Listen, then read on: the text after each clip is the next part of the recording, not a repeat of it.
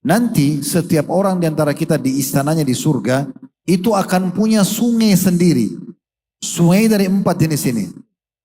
Sungai di istana kita semuanya susu, tidak basi.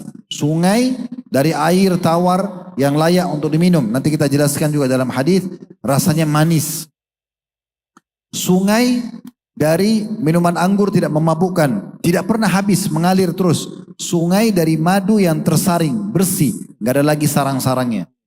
Itu semua berasal dari lautan yang sangat besar, 4 sumber juga di surga. Sesungguhnya ahli surga benar-benar makan dan minum sepuasnya. Sepuasnya. Makan dan minum sepuasnya. Mereka tidak pernah lapar sehingga makan dalam kondisi ingin menghilangkan lapar. Atau mereka minum dalam kondisi mereka haus sehingga hanya menghilangkan dahaga. Ahli surga makan bukan karena lapar, minum bukan karena haus. Tapi karena mau menikmatinya. Ahli surga akan makan sepuasnya. Begitu juga dengan minum. Tanpa ada kenyang, tanpa ada lapar. Nah, kita kalau di surga nanti minum dan makan karena mau menikmati. Berhenti bukan karena kenyang. Hanya karena mau pindah ke makanan dan minuman lainnya saja.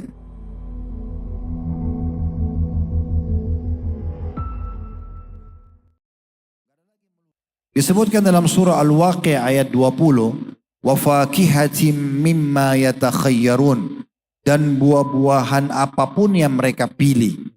Mereka pengen apa saja, buah-buahannya akan mereka dapatkan. Nanti ini lebih terinci dalam hadis Nabi SAW ya. Kita sampaikan dulu ayat-ayat Al-Quran. Surah yang kedua atau ayat kedua surah Shad. Ayat 49 sampai ayat 51. Berbunyi.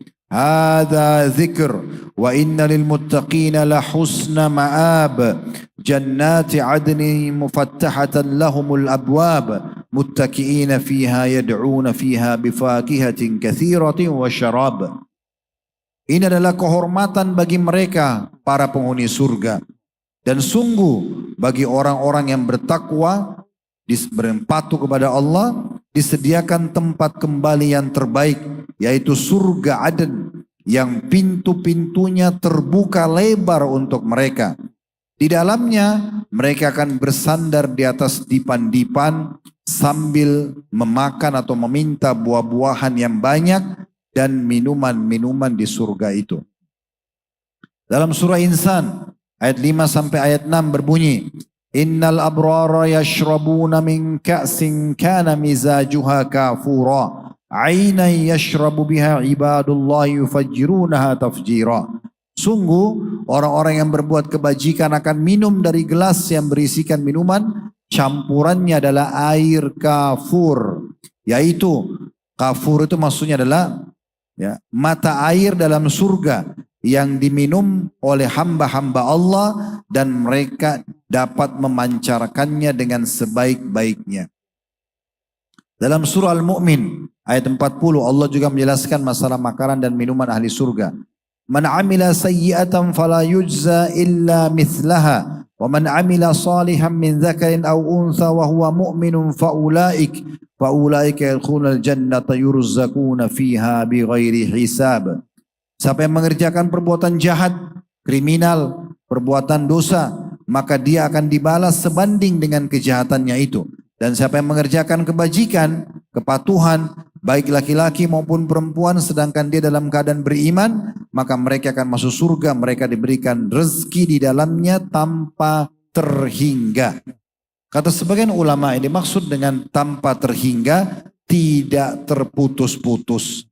Jadi buah, kalau kita misalnya petik buah jeruk di dunia, begitu dipetik, kita kan harus tunggu musim dulu baru dia keluar lagi.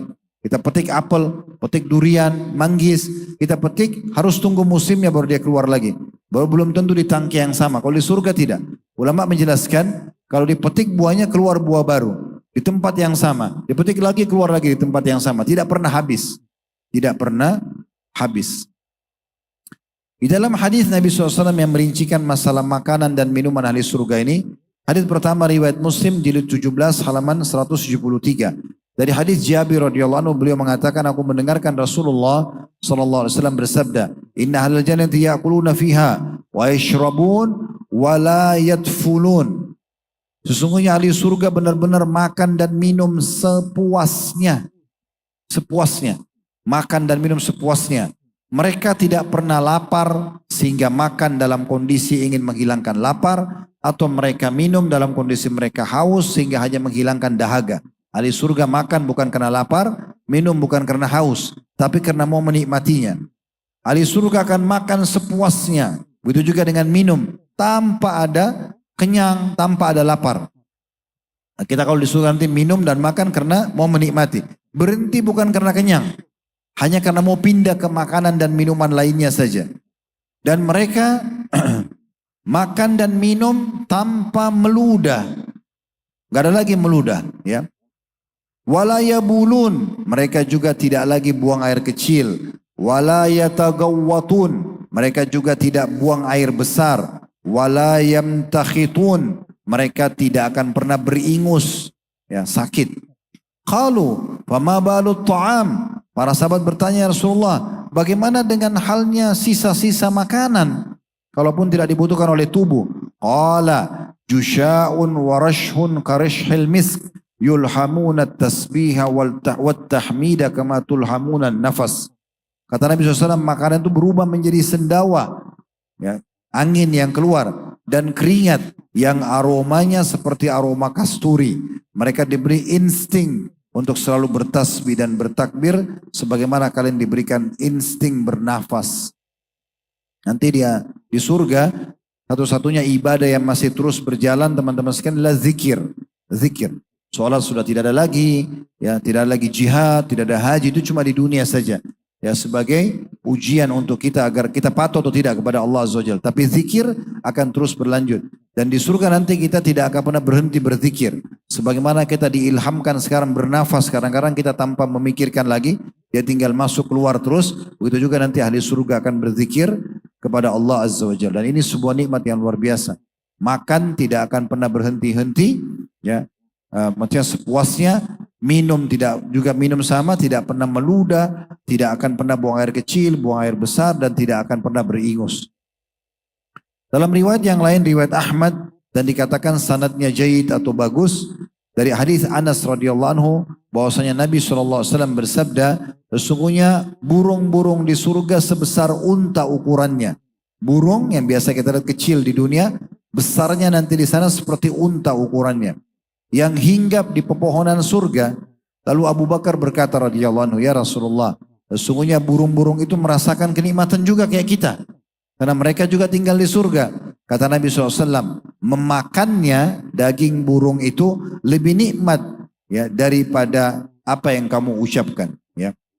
Lalu Nabi SAW mengulangi 3 kali. Dan sungguh aku akan berharap kamu termasuk yang akan memakan burung-burung tersebut.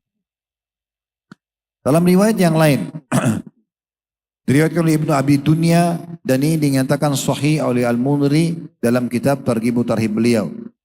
Dari hadis ya, yang dinukil oleh Sulaiman bin Amir radhiyallahu anhu, bahwasanya para sahabat Nabi SAW mengatakan, sungguh Allah memberikan manfaat kepada kami dari Arab-Arab Badui. Berikut beberapa pertanyaan mereka kepada Nabi SAW yang tidak terfikir oleh kami.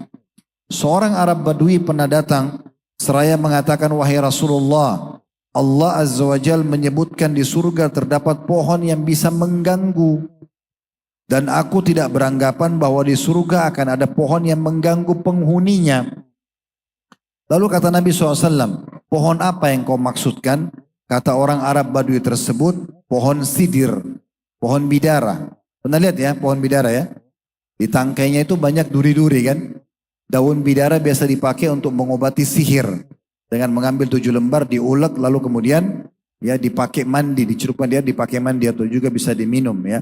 Itu ada bab sendiri. Tapi pohon sidir ini batangnya itu, tangkainya semua berduri. Maka Arab Badui mengatakannya, Rasulullah, Allah menyebutkan di surga ada pohon yang mengganggu. Itu adalah pohon sidir. Karena di setiap tangkainya ada duri-duri. Maka kata Nabi SAW, bukankah Allah subhanahu wa ta'ala berfirman, dan pohon bidara yang dibuang duri-durinya, Allah membuang duri-durinya. Dan meletakkan buah pada setiap duri sebagai gantinya. Sesungguhnya satu tangkai pohon bidara nanti di surga, itu membuahkan atau mengeluarkan buah 72 warna. Di dalamnya tidak ada satu warna yang menyerupai warna yang lainnya. Jadi artinya ini salah satu makanan ahli surga nanti. Riwayat yang lain juga, riwayat yang disebutkan oleh Imam Bukhari di jilid 6 halaman 362. Ini cukup panjang, juga kita masuk terjemahnya saja. Anas radhiyallahu mengatakan, Abdullah bin Salam, salah satu pendeta Yahudi, ya, yang akhirnya masuk Islam, mendengar kabar kedatangan Nabi SAW di Madinah.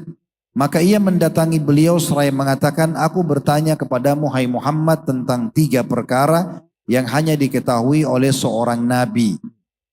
Apa awal tanda-tanda hari kiamat? Pertanyaan pertama. Pertanyaan kedua, apa awal makanan ahli surga?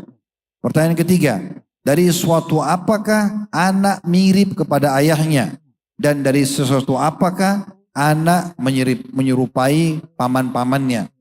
Maka Nabi SAW mengatakan, tadi Jibril alaihissalam waktu kamu bertanya, hai Abdullah, ya, telah mengabarkan kepadaku. Waktu ini kebetulan pertanyaannya sebelum Abdullah radhiyallahu anhu masuk Islam. Maka Abdullah mengatakan, dia musuh Yahudi dari kalangan malaikat. Jadi orang-orang Yahudi ini jangan heran kalau hanya memusuhi muslimin di Palestina. Jibril aja mereka musuhi. Ya. Mereka mengatakan, ini Abdullah bin Salam nanti jadi, dia pendeta Yahudi, dia masuk Islam jadi sahabat Nabi. Tapi dia mengatakan, waktu Nabi SAW mengatakan, waktu kau bertanya tadi, Jibril datang menyampaikan kepadaku jawaban pertanyaanmu ini. Maka dia bilang, dia, Jibril alaihissalam adalah musuh orang Yahudi dari kalangan malaikat. Nabi SAW mengatakan, adapun tanda kiamat yang pertama ialah api yang akan mengumpulkan manusia dari timur ke barat. Sedangkan makanan pertama ahli surga adalah kelebihan hati ikan. Adapun keserupaan pada anak, jika laki-laki menyetujui istrinya, lalu spermanya mendahuluinya, maka anak itu menyerupainya. Jika air wanita atau ovum mendahului, maka ia menyerupainya atau menyerupai perempuan. Abdullah bin Salam mengatakan, aku bersaksi bahwasanya engkau adalah utusan Allah. Riwayat ini teman-teman sekalian memberikan gambaran kepada kita, ya, bahwasanya ada 3 hal. Dan 3 hal ini kata ulama disebutkan dalam kitab-kitab sebelum kita. Terutama dalam kitab Taurat. Makanya Abdullah bin Salam sebelum masuk Islam dia ingin mengetes Nabi. Makanya dia bilang, saya akan tanya kepadamu 3 hal yang tidak ada tahu jawabannya kecuali Nabi. Maka ditanyalah. Pertanyaan pertama, kita perlu rincikan sedikit ya. Apa tanda-tanda kiamat yang pertama? Maka Nabi SAW mengatakan api yang keluar dari arah timur ke barat. Nah ini tanda-tanda kiamat nanti ya yang akan terjadi. Dan ini disebutkan dalam banyak riwayat-riwayat yang lain ya. Tentang masalah ada tanda-tanda kiamat besar termasuk keluarnya api. Yang kedua, makanan ahli surga adalah yang pertama kelebihan hati ikan. Di sini teman-teman jangan difahami kok hati ikan. Ya, mungkin di dunia orang jarang makan hati ikan misalnya. Walaupun kemarin Pak Wali Kota sampaikan di Kota Pekalongan termasuk Masya Allah ya memiliki sumber ikan yang cukup bagus ya. Mungkin mirip dengan kami di Sulawesi Selatan di Kota Makassar juga begitu. Tapi yang jelas mungkin orang kalau membayangkan ikan dia di dunia, maka mungkin dia pikir masa sih makanan dari surga hati ikan. Maka jangan dibayangkan begitu. Itu yang perlu kita titik beratkan. Karena berbeda sekali dengan apa yang kita bayangkan. Dia cuma sama nama tapi beda bentuk dan cita rasanya. Dan yang ketiga, ini resep bagi orang yang sudah menikah dan pengen punya anak laki-laki atau anak perempuan. Kalau dari Nabi SAW, kapan si laki-laki lebih dulu klimaks, dia menumpahkan spermanya, dan dia mendahului istrinya, maka anaknya laki-laki. Kalau memang di masa subur, ya ketemu sperma sama sel telur. Kalau si perempuan lebih dulu klimaks, baru laki-laki, maka anaknya menyerupai si perempuan atau anaknya perempuan. Nah ini kurang lebih gambaran dalam hadis tersebut. Nah ini teman-teman sekalian tentang makanan dan minuman ahli surga. Kita akan tutup dengan beberapa poin yang coba saya lebih sederhanakan lagi. Dan insya Allah setelah ini akan ada pertanyaan. Yaitu tentang masalah pepohonan surga. Ada pohon-pohon di surga cukup banyak. Ya, dan saya akan angkat sebuah ayat saja. Kalau ayatnya banyak sekali, tapi ada ayat Al-Quran dalam surah Al-Waqi'ah ayat 27 sampai 32. Yang bunyinya, wa ashabul yamini ma ashabul yamin fi sidrin makhdud wa talhim mandud wa dhillim mamdud wa ma'im maskub wa fakihatin kathirah. Al-ayah, yang artinya, dan golongan kanan. Siapakah golongan kanan itu? Maksudnya ahli surga. Mereka berada di antara pohon bidara yang tidak berduri. Tadi sudah dijelaskan pohon bidaranya, Allah ganti setiap durinya dari buah. Dan pohon pisang yang bersusun-susun buahnya. Dan naungan yang terbentang luas. Dan air yang mengalir terus-menerus. Serta buah-buahan yang sangat banyak dan tidak akan pernah habis-habis. Baik, ayatnya cukup banyak. Kalau teman-teman mau lihat nanti ada dalam surah Ar-Rahman ayat 46 sampai 48. Ada Ar-Rahman ayat 62 sampai 64. Ada Al-Mursalat ayat 41. Ini mungkin tidak semua saya bacakan. Cukup ayat tadi mewakili. Kita masuk ke hadis Nabi SAW merincikan tentang masalah pepohonan di surga. Hadis riwayat Bukhari. Jilid 6 halaman 319. Dari hadis Anas bin Malik radhiyallahu anhu. Beliau mengatakan Nabi SAW bersabda, di surga terdapat sebuah pohon. Seorang pengendara melintasi naungannya selama 100 tahun. Jadi pohon, ada orang yang menunggangi kuda, lewat di bawah pohon yang satu itu 100 tahun. Ya. Namun ia belum melampauinya, belum melewatinya. Jika kalian suka, baca firman Allah Subhanahu wa Ta'ala yang tadi kita bacakan ya, wa dhillim mamdud, surah Al-Waqi'ah tadi di ayat 31-nya. Dan naungan yang terbentang luas dan air yang tercurah. Dalam riwayat lain disebutkan dalam hadis riwayat Bukhari jilid 11 halaman 416 dari Abu Sa'id Al-Khudri radhiyallahu anhu bahwasanya Nabi SAW bersabda, di surga terdapat sebuah pohon yang dilintasi seorang penunggang yang lihai lagi cepat. Dia pakai kuda, dia mahir sekali menunggangi kuda dan juga sangat cepat. Selama 100 tahun namun ia belum bisa melampaui pohon itu. Satu pohon saja. Dalam riwayat yang lain, riwayat Tirmidzi dengan sanad hasan di jilid 4 halaman 86 dari hadis Asma binti Abi Bakar radhiyallahu anhuma. Beliau mengatakan, aku mendengarkan Nabi SAW menyebutkan Sidratul Muntaha seraya mengatakan, untuk melintasi naungan dahan-dahan darinya, seorang pengendara memerlukan waktu 100 tahun. Dan Nabi SAW bersabda dalam riwayat lain, bernaung di bawah dahan-dahannya 100 pengendara. Di dalamnya terdapat kupu-kupu emas. Buahnya laksana tempayan-tempayan. Dalam riwayat lain, riwayat Ibnu Abi Dunya secara mauquf atau sampai ke sahabat dengan sanad yang jayyid. Ibnu Abbas radhiyallahu anhu menceritakan batang pohon kurma di surga dari zamrud yang berwarna hijau. Kalau kita di dunia kan batang pohonnya kita bisa tahu ya. Kadang-kadang kalau kena hujan atau kena debu atau kena pasir kan jadi kotor. Di sana zamrud, permata. Seperti apa? Allah Maha Kuasa menciptakannya. Batang pohon kurma di surga zamrud hijau. Mayangnya terbuat dari emas merah. Pelapahnya adalah pakaian ahli surga.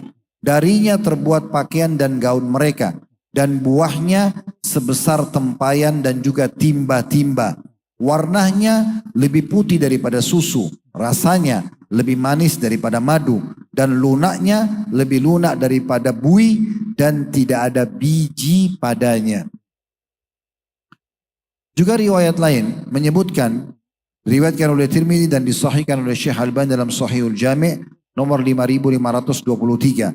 Dari hadis Abu Hurairah radhiyallahu anhu, Nabi SAW bersabda, tidak ada satu pohon pun dalam surga kecuali batangnya terbuat dari emas. Kecuali batang pohonnya terbuat dari emas.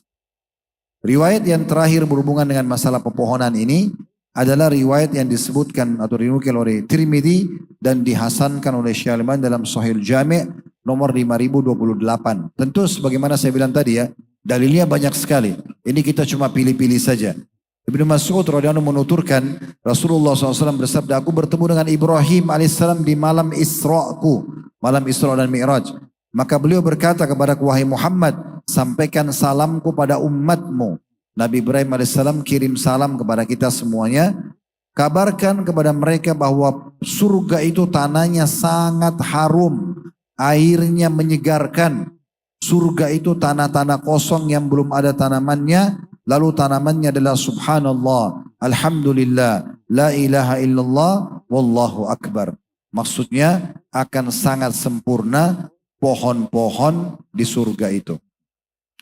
Tentu ada bahasan juga tentang telaga Nabi SAW. Ini mungkin tidak kita bahas teman-teman sekalian. Kita coba masuk ke sungai-sungai dan mata air. Ini perlu dijelaskan karena memang Allah Subhanahu wa Ta'ala seringkali mengulang-ulangi setelah surga, jannah atau jannat tajri min tahtihal anhar, mengalir di bawahnya sungai. Nah, sebelum kita masuk di bab ini sudah di akhir-akhir bahasan kita insyaallah ya. Kalau teman-teman nginap di satu hotel dan hotel itu kebetulan ada view-nya, ada pemandangan menghadap ke laut atau danau. Kira-kira kamarnya lebih mahal nggak? Lebih mahal ya. Seringkali kalau kita masuk ke hotel, mereka jual view danau, view laut, view pemandangan itu lebih mahal daripada yang pemandangannya misalnya ke tembok atau ke kota gitu ya. Kenapa? Karena memang melihat air itu punya nilai tersendiri. Ya. Sebelum saya masuk ke dalil-dalil, saya ingin sisipkan sebuah kisah. Karena dari tadi kita baca dalil terus, saya belum terlalu banyak mendatangkan kisah karena memang dalil tentang surga ini banyak sekali, ya. Ada seorang insinyur, arsitek dari Jerman masuk Islam karena firman Allah Subhanahu wa Ta'ala, setelah surga selalu ada tajri min tahtil anhar.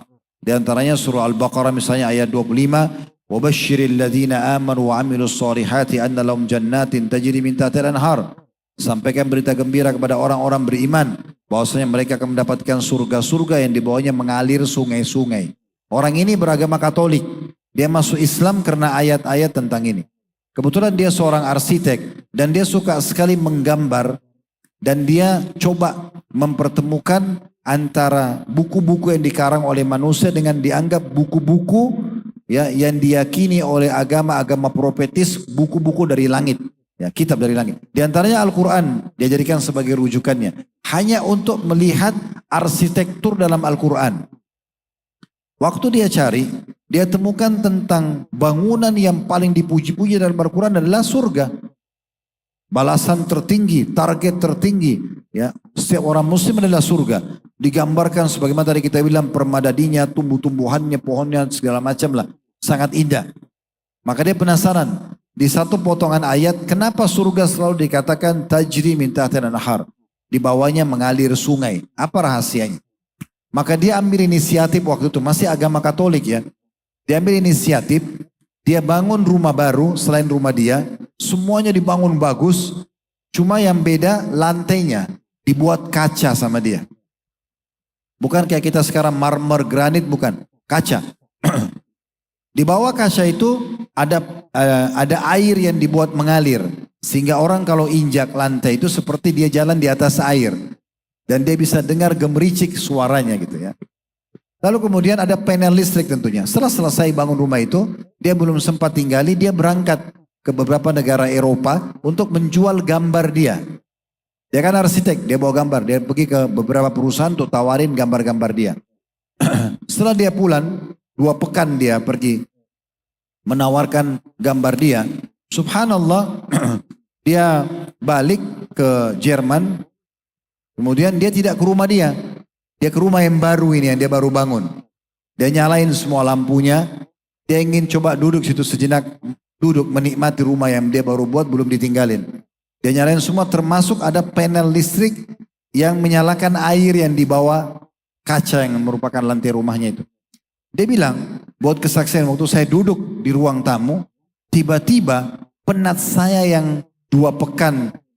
Biasanya penat ini bisa hilang 2-3 hari. Karena terlalu capek, penat, 2-3 hari baru bisa saya hilangkan dengan istirahat full. Tapi ini, saya duduk di rumah baru ini baru 5 menit hilang penat saya. Penasaran dia. Dari mana? Dia lihat dindingnya, dia lihat lampu, lihat yang lain. Semua ini sama dengan rumah dia. Kenapa di rumah dulu tidak seperti itu? Kemudian coba dimatikan satu-satu lampu tersebut, dibiarkan. Terakhir sisa panel listrik yang menjalankan air. Setelah dia duduk gelap gulita ruangan itu, dia duduk sejenak, terdengar cuma suara gemericik air, ternyata membuat betul-betul hatinya tenang. Maka dia bilang, ternyata ini rahasianya. Kenapa di surga tempat umat Islam yang dijanjikan tempat balasan terakhir, di bawahnya mengalir air. Mendengar gemericiknya itu membuat ketenangan jiwa. Setelah mereka penat selama di dunia, mereka dibalas dengan itu. Maka dengan itu dia masuk Islam, teman-teman sekalian. Baik, sungai-sungai di surga ini banyak sekali. Tetapi ada yang perlu kita titik beratkan, teman-teman sekalian. Itu dalam surah Muhammad. Surah nomor 47 ayat 15.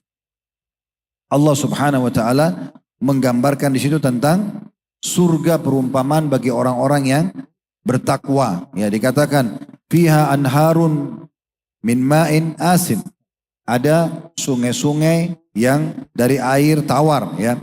Wa anharun min labanin lam yataghayyar ta'mu. Dan sungai-sungai dari susu yang tidak basi atau berubah rasanya. Wa anharu min khamrin ladzatan lisyaribin, dan sungai dari minuman anggur yang tidak memabukkan. Wa anharu min labani min asmin wa anharun min asalin musaffa, dan juga sungai-sungai dari madu yang bersih, yang tersaring, ya. Ini dijelaskan dalam hadis ya yang sahih diriwayatkan oleh Tirmidzi dengan sanad hasan sahih. Di jilid 4 halaman 100 dari Muawiyah radhiyallahu anhu bahwasanya Nabi SAW bersabda, "Inna fil jannati bahral ma'." Di surga itu ada lautan dari air. Wa bahral asal, ada lautan dari madu. Wa bahral laban, lautan dari susu. Wa bahral khamr, dan lautan dari anggur. Thumma tushaqqaqul anharu ba'd. Dan dari lautan-lautan yang 4 inilah air tawar, kemudian susu yang tidak basi, kemudian minuman anggur yang tidak memabukkan, kemudian madu yang tersaring. Dari situlah mengalir ke sungai-sungainya istananya ahli surga. Yang dimaksud di sini adalah teman-teman sekalian, nanti setiap orang di antara kita di istananya di surga itu akan punya sungai sendiri. Sungai dari 4 jenis ini. Sungai di istana kita semuanya susu, tidak basi. Sungai dari air tawar yang layak untuk diminum. Nanti kita jelaskan juga dalam hadis, rasanya manis.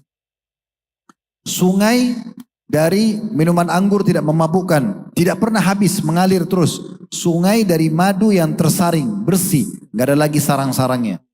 Itu semua berasal dari lautan yang sangat besar, 4 sumber juga di surga. Jadi setiap orang kita punya sungai-sungai tersebut. Kita tidak perlu datang mencari sungai yang bukan milik kita. Kayak di muka bumi ini tidak ada pemilik sungainya. Allah Azza wa Jalla pemiliknya. Walaupun pemerintah setempat hanya mengklaim di wilayahnya, bukan milik dia. Makanya kalau dia sudah tidak berkuasa lagi, sudah bukan lagi dia menguasai tempat tersebut. Kan begitu. Tapi di surga ini kita memilikinya. Disebutkan di dalam riwayat. Riwayat ini disebutkan dengan sanad hasan oleh Ibn Abdi Dunya dan dinyatakan oleh Al-Mundri sahih dalam At-Targhib wa Tarhib beliau jilid 16 halaman 291. Dari Sammak beliau mengatakan rahimahullah seorang tabi'in, suatu ketika aku berjumpa dengan Abdullah bin Abbas radhiyallahu anhuma di kota Madinah setelah penglihatannya buta. Jadi di akhir hidupnya Abdullah bin Abbas radhiyallahu anhu matanya buta karena sudah sangat tua. Lalu aku bertanya, wahai Ibnu Abbas, bagaimanakah tanahnya surga itu? Maka ia menjawab, marmer putih yang terbuat dari perak, seolah-olah cermin atau batu-batu putih yang terbuat dari perak dan dia seperti cermin, bisa kita bercermin padanya. Aku bertanya lagi, apa penerangannya? Kayak kita di dunia kan ada lampu-lampu ini. Maka Ibnu Abbas menjawab, apakah kamu tidak melihat ketika matahari terbit? Kayak tadi pagi sebelum kita habis sholat subuh, pas masuk waktu syuruk awal terbit matahari, matahari sudah bisa menerangi tapi tidak menyengat. Nah, Ibnu Abbas mengatakan, apakah kau tidak lihat matahari di awal kali terbit? Itulah cahayanya. Begitu cahayanya. Jadi nanti surga tidak ada lagi malam, nggak ada siang terik matahari, nggak ada. Sepanjang masa kekal selalu seperti terbitnya matahari di waktu pagi. Kita juga nggak butuh tidur lagi. Semuanya kenikmatan, dari detik ke detik tidak ada lagi capek dan tidur. Namun kata Ibnu Abbas, tidak ada padanya matahari maupun hawa dingin yang menusuk. Lalu Sammak mengatakan rahimahullah, aku bertanya lagi, bagaimana sungainya? Apakah diparit? Seperti sungai di dunia ada parit ya, ada kiri kanan dindingnya. Ia menjawab tidak. Tapi ini unik ya. Kata Abdullah bin Abbas, sungai tersebut mengalir di atas tanah surga dengan tenang. Jadi kalau di dunia kan air sungai atau laut itu kan ada paritnya ya, ada dinding supaya air di kanan. Ada kayak kalau kita kolamnya gitu ya, supaya air bisa nambung. Kalau di surga enggak, airnya ngapung di atas tanah. Jadi tadi sungai yang mengalir itu ada dari khamar, dari anggur yang tidak memabukkan, ada dari air tawar yang manis, ada dari susu yang tidak basi, ada dari madu yang tersaring. Itu ngapung di atas tanah. Itu kata Ibnu Abbas. Waktu ditanya apakah sungai surga itu diparit, ada kayak kolamnya, kata beliau tidak. Tapi sungai tersebut mengalir di atas tanah surga dengan tenang. Maksudnya tidak tumpah sana sini. Tidak berlimpah atau melimpah ke sana dan kemari. Allah berfirman kepada sungai tersebut, jadilah, maka jadilah dia. Sammak berkata rahimahullah, aku bertanya lagi, apa pakaiannya ahli surga? Maka ia menjawab, di dalam surga terdapat pohon yang berbuah seperti delima. Khusus nanti di surga ada pohon dekat istana setiap ahli surga seperti buah delima persis bentuknya tapi sangat besar. Jika kekasih Allah Azza wa Jal menginginkan pakaian darinya, maka buah itu merunduk padanya dengan rantingnya. Buah itu mendekat, kemudian terbelah untuknya, dan di dalamnya terdapat 70 gaun dengan aneka warna. Lalu tertutup dan kembali seperti sedia kala. Maksudnya nanti teman-teman kalau mau pakai baju di surga, kita nggak butuh jahit dulu, pergi pasar beli. Dia ada disimpan oleh Allah Azza wa Jal di dalam ya, sebuah pohon yang buah itu seperti delima di dalamnya. Kalau kita pengen pakai baju, tinggal pengen aja. Terbuka, ada 70 gaun dengan berbagai macam warna. Kita pengen tiba-tiba terpakai di badan kita. Ya. Kemudian kalau kita sudah tidak butuh lagi, dia tertutup, baru. Kita pengen lagi, datang lagi 70 gaun yang baru. Beda warna dengan sebelumnya. Kenikmatan yang susah untuk digambarkan. Tentang istananya, ya. Dan mungkin kita tutup dengan ini teman-teman sekalian ya. Karena kalau kita lihat cukup banyak ya bahasan-bahasan tentang surga. Tetapi kita akan tutup dengan dua hal tentang istana atau bangunan yang ada di surga. Dan juga kita akan bahas nanti beberapa amal-amal yang memudahkan seseorang menuju ke surga. Baik. Pertama Allah SWT berfirman tentang istana dan bangunannya surga dalam surah At-Taubah ayat 72, wa masakina thayyibatan fi jannati adn. Dan mereka akan mendapatkan tempat-tempat yang sempurna, thayyibah, di surga Aden. Dalam surah Saba ayat 37 Allah berfirman, wa hum fil ghurufati aminun. Mereka akan aman sentosa di tempat-tempat yang tinggi di dalam surga itu. Dalam surah Al-Furqan ayat 75 Allah mengatakan, ulaika yujzaunal ghurfata bima sabaru wa yulaqawna fiha tahiyyatan wa salama. Mereka akan diberi balasan dengan tempat yang tinggi di surga atas kesabaran mereka, dan di sana mereka akan disambut dengan penghormatan dan salam. Dalam surah Az-Zumar ayat 20 Allah berfirman, lakinil ladzina taqaw rabbahum lahum ghurafun min fawqiha ghurafun mabniyatun tajri min tahtiha al-anhar wa'dallah la yukhlifullahul mi'ad. Orang-orang yang bertakwa kepada Rabb mereka mendapat kamar-kamar atau istana-istana yang indah di surga. Di atasnya terdapat pula kamar-kamar yang bertingkat-tingkat, yang mengalir di bawahnya sungai-sungai. Itu adalah janji Allah dan Allah tidak akan pungkiri janjinya. Kita dengarkan beberapa hadis Nabi SAW berhubungan dengan masalah ini. Abu Musa al-Asy'ari radhiyallahu anhu meriwayatkan dari Nabi SAW dalam hadis riwayat Bukhari dan Muslim. Bukhari jilid 8 halaman 264 dan Muslim jilid 17 halaman 175. Nabi SAW mengatakan kaum mukminin di surga sungguh memiliki sebuah kemah. Setiap orang di antara kita memiliki sebuah kemah terbuat dari sebuah mutiara yang berongga. Tingginya 60 mil. Di dalamnya terdapat istri yang digilil oleh seorang mukmin. Tapi satu sama yang lain tidak saling melihat. Saksi bahasanya adalah ada istana 60 mil. Dalam riwayat yang lain ini sekaligus kita masuk dengan beberapa amal-amal yang harusnya jadi perhatian setiap orang di antara kita. Ya. Hadis Abu Malik al-Asy'ari radhiyallahu anhu bahwasanya Nabi SAW bersabda dalam hadis riwayat Ahmad dan Ibnu Hibban, Inna fil jannati ghurafan yura zahiruha min batiniha wa batinuha min zahiriha. Sungguh di surga itu terdapat kamar-kamar istana yang bagian dalamnya terdapat dari bagian luarnya dan bagian luarnya terlihat dari bagian dalamnya. Ya. A'addahallahu ta'ala liman at'ama ta'am. Allah mengkhususkan istana ini bagi orang yang suka memberi makan orang lain. Nah, ini sekaligus jenis-jenis amalnya, ya. Yaitu bagaimana seseorang di antara kita kaum muslimin selalu tidak makan sendirian. Bagaimana dia bisa berbagi dengan orang lain. Ini bisa dengan 3 cara. Kalau kita masak, kita lebihkan. Ya. Atau kita beli, kita lebihkan lalu kita bagi dengan orang lain. Kerabat kah, orang tua atau teman-teman atau siapa saja. Yang kedua, porsi makanan yang kita mau makan.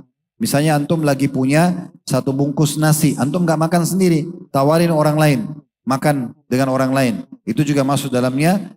Atau yang ketiga, mentraktir orang lain. Ya, kita bayarin orang lain lagi ketemu di restoran, ketemu di mana kita traktir, kita bayarin makanan dia. Ini masuk dalam masalah itu. Jadi istana yang mewah ini akan diberikan bagi orang yang suka memberi makan orang lain. Yang kedua, wa'alanal kalam, suka bertutur kata yang santun dan sopan. Pelan-pelan kalau ngomong. Itu ciri orang beriman. Bahkan dalam peperangan pun umat Islam dilarang untuk teriak-teriak. Nabi SAW pernah mendengar beberapa orang sahabat teriak-teriak waktu melihat benteng Khaybar, benteng Yahudi di Khaybar, ya. Karena mereka tahu ini janji Allah, mereka akan menang. Mereka teriak Allahu Akbar dengan suara keras gitu ya. Maka Nabi SAW mengatakan jangan kalian teriak-teriak, karena sungguhnya yang sedang kalian seru tidak tuli. Tetap kita bilang Allahu Akbar iya, tapi tidak usah sampai berlebih-lebihan ya. Nah begitu juga dengan hal yang lain. Kalau di medan perang saya tidak usah kita teriak-teriak, apalagi di tempat-tempat lain. Suami istri, orang tua sama anak, teman sama teman, berbicara dengan santun. Yang ketiga, wa shalla bil laili wan nasu niyam. Dia sibuk sholat di malam hari tahajud sewaktu orang-orang sedang tidur. Kemudian dalam hadis yang lain, hadis diriwayatkan oleh Ahmad dan disahihkan oleh Syarimi dalam Sahihul Jami' jilid 5 halaman 265. Hadis Ibnu Abbas radhiyallahu anhu bahwasanya Nabi SAW bersabda, "Man bana lillahi masjidan walau kamafhasi qatatin li baydhiha banallahu lahu baitan fil jannah." Siapa yang membangun masjid karena Allah walaupun seperti sarang sejenis burung merpati untuk telurnya, maka Allah akan membangunkan baginya istana di surga. Berarti kalau ada kesempatan bangun masjid, jangan tunda-tunda. Ada mungkin yang mengatakan, Ustadz bangun masjid kan biayanya besar. Baik, di masa Nabi SAW sudah ditanyakan kepada Nabi SAW. Tapi apa kata Nabi SAW dalam hadis ini? Siapa yang membangun hanya seperti ukuran sarang burung merpati saja, atau sarang burung kecil, maka akan mendapatkan istana di surga. Artinya, walaupun antum menyumbang cuma Rp1.000, Rp5.000, semampu antum, lalu digabungkan dengan uang-uang lain, lalu termasuk membangun masjid tersebut, kita sudah mendapatkan istana di surga. Begitu juga dengan hadis yang masyhur tentang solat, riwayat Imam Muslim, solat sunnah. Dari hadis Ummu Habibah radhiyallahu anha, istri Nabi SAW, beliau mengatakan Nabi SAW bersabda, "Man shalla fil yawmi wal lailati itsnatai wa 'ashrata raka'at tatawwu'an banallahu lahu baitan fil jannah." Barang siapa yang sholat sunnah sehari semalam sebanyak 12 rakaat, yang biasa dikenal dengan sunnah rawatib, 12 2 rakaat antara azan dan iqamah subuh, 4 rakaat sebelum duhur, 2 rakaat sudah duhur, 2 rakaat sudah maghrib, dan 2 rakaat sudah isya. Maka kalau orang jaga solat ini, Allah akan membangunkan baginya istana di surga. Dan ini berarti banyak sekali cara-cara tentunya untuk mendapatkan masuk ke dalam surga. Tapi yang menjadi bahasan kita adalah bagaimana teman-teman sekalian, ya, istana di surga itu begitu mewahnya. Dan tentu saja juga saya tambahkan sebagai penutup teman-teman sekalian, bahwasanya ahli surga itu akan bertingkat-tingkat, ya. Tergantung daripada amal antum. Nah ini perlu digarisbawahi ya. Kita masuk surga dengan rahmat Allah subhanahu wa ta'ala. Tetapi derajat di surga tergantung amal. Kita bisa bandingkan antara kita sama teman-teman kita misalnya. Contoh, sehari. Kita bandingkan diri kita sama teman di sebelah. Contoh misalnya, kemarin dia sholat subuh di masjid, kita tidak. Atau dia tahajud, kita nggak tahajud. Lalu sama-sama sholat subuh di masjid. Sama-sama sholat sunat al-fajr, sama-sama sholat al-fajr. Kemudian dia selepas sholat subuh duduk sampai syuruk. Sampai waktu sholat duha dan sholat 2 rakaat. Kita tidak. Kemudian dia mungkin tambah lagi sholat duhanya sampai 8 rakaat atau 12 rakaat. Karena duha tidak ada batasnya. Tapi kita cuma sholat 2 rakaat.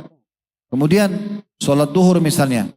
Dia sholat tahiyat masjid, dia berdoa antara azan iqamah, dan dia sholat qobliyah dan ba'diyah duhur. Kita ada yang luput, misalnya kita tidak sempat berdoa antara azan dan iqamah, atau kita tidak sempat tahiyat masjid, cuma sholat qobliyah dan ba'diyah. Asar juga begitu, maghrib juga begitu. Dalam seharian ini sudah banyak sekali perbedaan derajat kita di surga. Apalagi kalau sudah berlalu 1 pekan, 1 bulan. Apa yang ingin saya sampaikan teman-teman sekalian? Selama ada kesempatan beramal soleh, jangan ditunda. Karena nanti antum akan nyesal. Itu sebenarnya bisa membantu derajat di surga. Dan yang jadi masalah, peluang amal soleh yang kita sia-siakan tidak bisa berulang. Misal contoh, tadi ada orang yang tidak sholat berjamaah di masjid. Anggap dia tertidur, ada udzur syar'inya. Baik. Tapi kalau misalnya dia dengar tiba-tiba di pengajian begini hadis Nabi SAW, siapa yang sholat subuh berjamaah di masjid, dia akan dalam lindungan Allah sampai besok lagi. Seharian penuh sampai besok subuh. Artinya dari segala macam mara bahaya. Lalu dia berpikir, oh iya berarti bagus banget ya kalau kita sholat subuh berjamaah. Walaupun dia menangis darah, dia nggak bisa kembali ke sholat subuh itu. Kalau tercatat hari itu dia sudah tidak sholat subuh berjamaah. Nggak usah bicara ketinggalan sholat subuh berjamaah teman-teman. Kita ketinggalan antara teman kita, dia dapat imam takbiratul ihram, Allah Akbar, dia Allah Akbar. Kita datang imam sudah waladhdallin, udah beda pahala kita sama dia. Karena dia dapat iftitah, dia dapat basmalah, dia dapat 6 ayat pertama Al-Fatihah atau 5 ayat pertama Al-Fatihah misalnya. Kita sudah tidak dapat itu. Kan sudah beda. Atau orang masbuk 1 rakaat, atau orang luput dari 1 zikir, atau orang luput dari 1 ayat, itu semuanya akan membedakan derajat di surga. Maka segera selamatkan diri kita semuanya sebelum tiba waktu menyesal. Ingat, di akhirat nanti ada 3 orang yang menyesal. Yang pertama, orang yang menyesal abadi. Ini orang musyrik, kafir, dan orang munafik. Karena abadi di neraka. Selamanya dalam siksaan. Yang kedua, usatul mu'minin. Orang mukmin yang banyak dosanya. Tapi dia belum sempat bertaubat. Sehingga masuk neraka dulu. Ini menyesal juga. Walaupun nanti masuk surga. Yang ketiga, ini adalah orang-orang beriman. Yang harusnya dia bisa dapat derajat lebih tinggi. Tapi selama dunia dia nggak mau kerjain. Kan cuman sunnah. Itu kan begini dan begitu. Nanti aja. Ini sudah cukup membuat nanti dia menyesal. Walaupun dia tetap merasa puas dengan pemberian. Tapi penyesalannya bukan menyesali tentang pemberian Allah. Bukan. Tentang kenapa dulu saya tidak sholat duha ya. Kenapa dulu itu orang miskin minta saya nggak kasih ya. Kenapa dulu itu halaqah Quran saya tidak ikuti ya. Kenapa dulu orang tua maksudnya saya tidak bakti ya. Menyesal tapi gak ada gunanya. Karena kalau dia lakukan dia dapat derajat tinggi di surga. Luput dari dia masalah itu. Mumpung siang ini kita dengar sama-sama, maka jangan sia-siakan teman-teman sekalian. Semoga kita termasuk ahli surga Firdaus tanpa hisab. Semoga yang hadir dalam acara ini live ataupun siaran ulang dipenuhi hajat-hajat dunia akhiratnya. Allah maafkan dosa-dosanya, Allah terima seluruh amal-amalnya, dan juga semoga Allah satukan kita semua di surga Firdausnya.